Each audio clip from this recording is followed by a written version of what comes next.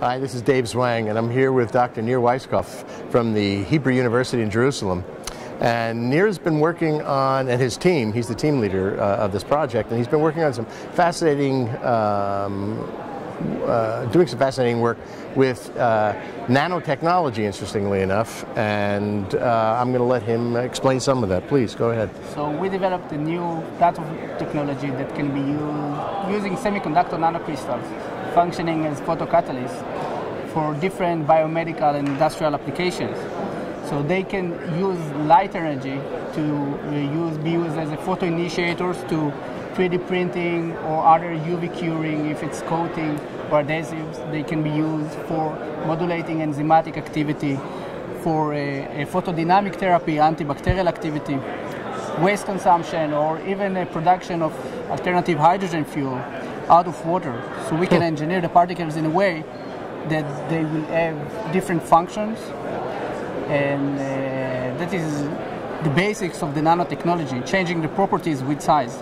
So it's fascinating, and in our industry, in the printing industry, we have some experience or exposure to nanotechnology, but not at this level, and it's more at a particle size level, not at actually taking these particles and doing something with them, and actually changing the reactions, which I guess is one of the things that you're doing. So if we take an area like communication, graphic communication, whether it's through printing or displays, etc., what type of application do you see ultimately this type of technology could be successful with? So I will say that you can use the particles as multifunctional entities.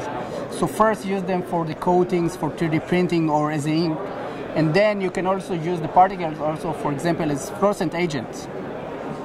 So you will first print it, and then you don't need to have a fluorescent dye that is usually bleached afterwards. You can use it and use the particles in the displays or in the light sheet that you have, and you will have the color, you will have the emission, or you will have other properties if you want. And are these properties, can these properties, as you envision it in the work you're doing, can these properties then be changed dynamically, if you will, through the introduction of either electricity or other types of stimuli? Or so let's take, for example, the displays. Okay. Yep. So one of the companies that my supervisor founded was Q-Lite Nanotech, and they're using quantum rods, semiconductor nanocrystals, emitting for displays. And then by changing the electric field, they can make them fluorescent or quench the fluorescent. So this is kind of dynamic properties that you can tune by changing the stress on the system or changing the electric field. Okay.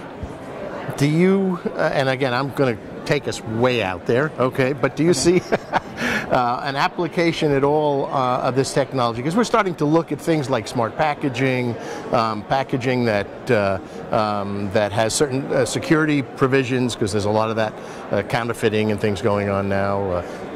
Pharmaceutical packaging that is smart enough to know people are taking or not taking pills and things. So there's reaction, or there's this interaction.